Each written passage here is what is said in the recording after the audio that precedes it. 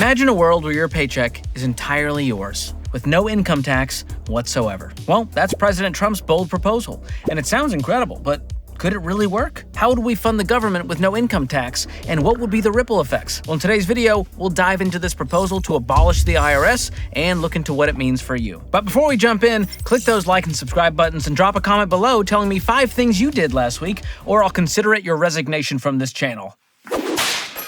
Elon? Yeah, we did it. No, they just unsubscribed. They didn't care. Yeah, all right. Talk soon. Love you. Bye. What was the last part? Okay, before you start accusing me of getting political, that's not what I'm doing here. And yes, all of this has to do with politics, but this is just a nonpartisan look at Trump's plans for taxes and how they might affect you, whether you voted for a donkey, an elephant, a brainworm, or Pedro. Don't forget Pedro. Pascal. And one huge tiny caveat here. We're recording this a few weeks in advance, so don't at me if by the time you watch this, the IRS is already MIA. LOL. But as of right now, DJ Trump wants to get rid of the IRS and replace the income tax with what he calls the most beautiful word in the dictionary: tariffs. Tariff. Would you name a kid Tariff? Shout out to all the folks named Tariff out there. They're going through it right now. Although they might go by Tarif. I might be like, no, it's not Tariff. I know it looks like Tariff. It's actually Tarif. It is a family name. But here's the deal. Economists warn that this would be incredibly damaging to economic growth and not really feasible. According to analysts at the Peterson Institute for International Economics, quote, it is literally impossible for tariffs to fully replace income taxes, end quote. And by the way, there's evidence showing that American firms and American consumers were the hardest hit by Trump's tariffs during his first term, not the foreign exporters. So it would seem that tariffs are not the key to eliminating the income tax, but they might be the key to eliminating America's ability to afford an egg. But there is a more plausible way Trump and the Republicans could eliminate the income tax and abolish the IRS, and that's by replacing the federal income tax with a national sales tax. Essentially, instead of Uncle Sam taking a chunk of your paycheck, the government would get its money from a tax on what you spend. This idea is often referred to as the fair tax, and it's not really that new. Some politicians have been pushing for this since the early 2000s. The latest version is known as the Fair Tax Act of 2025. It's a bill introduced by GOP lawmakers that seeks to abolish the IRS and repeal all personal and corporate income taxes, plus the gift tax, payroll tax, and the death tax. Because even dying isn't free in America. Well, that just makes me sad. Now, under this proposed plan, instead of paying, let's say, 22% of your income in taxes, you'd pay something like a 23% national sales tax when you buy stuff. So you wouldn't get taxed when you earn, just when you spend. In theory, you would keep most of your paycheck, and the government would still get its money when you go shopping and buy things like this electric butter spreader link in bio. Sounds pretty straightforward, right? But would it really work? Well, it could in theory if the national sales tax were high enough. If the Fair Tax Act of 2025 is enacted, the national sales tax rate would be 23% as of the 2027 tax year. But that's the tax-inclusive rate. Without going into too much boring detail, that 23% tax rate effectively amounts to about 30%. And one economist has suggested it would actually take a tax rate of at least 44% to maintain the current revenue brought in by the income tax. That's a huge jump, and that's not the only thing that would change. There would be all kinds of other ripple effects if we got rid of the income tax. Let me show you what I mean. Let's pretend we live in a world where Trump actually pulls this off. That means no more IRS, which means no more filing tax returns, no more audits, and no more worrying about whether you claim the right deductions for the home office that doubles as a guest room / playroom / movie room. And yeah, your paycheck is yours, 100%. Loving this hypothetical future so far. But now we've got this massive national sales tax to make up for all the revenue the government lost when they abandoned the income tax. So in theory, your groceries, gas, and Big Dumb Stanley cups would cost 30% more. That would mean a $20,000 car just became a $26,000 car.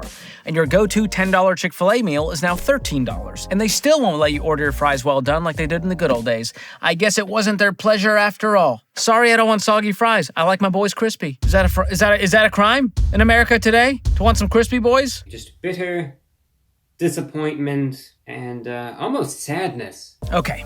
Now, before you get your taxes in a wad, check this out. People in favor of the fair tax argue that things actually wouldn't cost that much more than they do now. Here's why. If you went to Target today and bought, I don't know, a $10 bag of Sour Patch Kids, you can assume that almost a quarter of the cost of that bag, 22%, is taxes that the business owner is passing on to you, the consumer.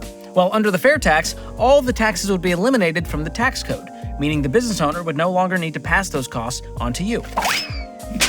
So in theory, the price would come down, the 23% national sales tax would be added, and the cost of that bag of kids would still be roughly the same. Maybe a few cents more than it would be today. You okay there, kids? I think blue number 2 is a little hurt. You're a monster! Now, if you ask me, it's awfully optimistic to assume big corporations are just gonna voluntarily pass all their tax savings on to you. And even if they do, things are still likely to cost at least a little more. So now, on top of the high prices caused by inflation, tariffs, and whatever's killing the chickens out there, we've got even higher prices. And who do higher prices affect the most? Lower income households. Now the Fair Tax Act suddenly doesn't look quite so fair. Big sound effects there, guys. Big sound effects. Don't tell me what to do! But to offset the impact of low-income households, the fair tax would include a prebate, or a prepaid cash rebate, to ensure that no American pays federal taxes on essential goods and services up to the poverty level. But even with the prebate, critics argue that a sales tax would still disproportionately affect lower-income families. Back when this idea was first getting some traction, economist William G. Gale at the Brookings Institution had this to say about it. Quote, "If households are classified by annual income, the sales tax is sharply regressive. Under the AFT proposal, taxes would rise for households in the bottom 90% of the income distribution, while households in the top 1% would receive an average tax cut of over $75,000.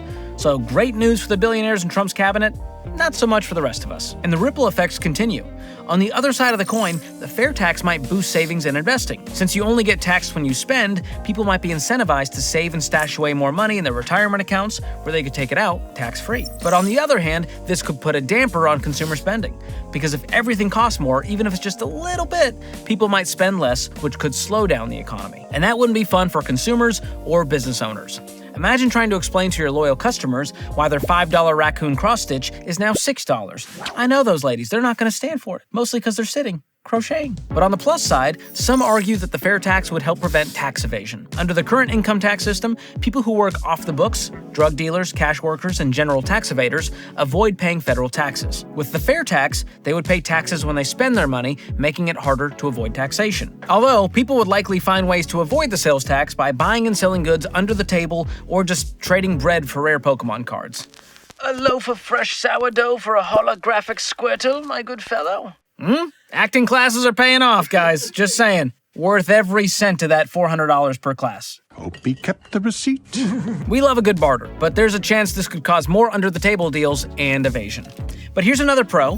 The fair tax would collect more tax revenue from foreign visitors and non-U.S. citizens who would pay the same national sales tax as Americans when they buy goods and services. So all in all, there are pros and cons to the fair tax, and it's hard to know the full impact unless it's actually put into place. But it does seem to be a more viable option than just replacing the income tax with tariffs. Now let's get down to brass tacks. That's T-A-C-K-S, not T-A-X. How would abolishing the IRS and replacing the income tax with a national sales tax affect you? I'll break it down based on how much you earn. And while we're talking about earning, let's talk about how much you're earning in a savings account. If you're stashing a lot of cash in a regular old savings account earning dismal interest, it's time to look into a high-yield savings account like the one offered by Laurel Road, a sponsor of today's video. With Laurel Road, your account balance earns top-tier APY, so your money is making you more money.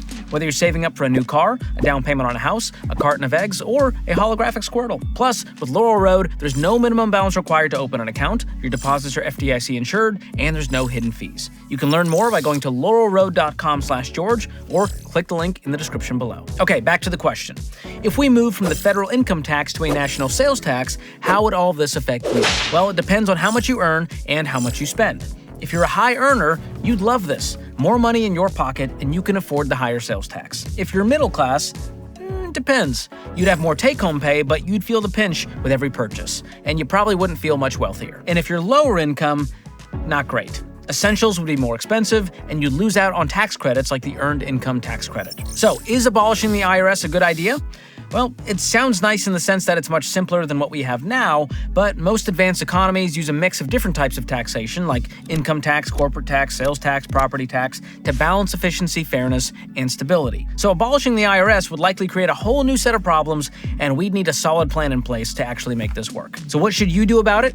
Well, here's the deal. No matter what happens with the IRS and the income tax, it's always a good idea to be prepared for a financial storm. So how do you do that? I'm going to tell you, and to make it easy on you, I'm going to do it in 60 seconds or less, so keep up. Number 1, pay off your debt. The credit cards, car loans, student loans, all of it. And from now on, avoid debt like bird flu, because debt is a thief. It's stealing from your income.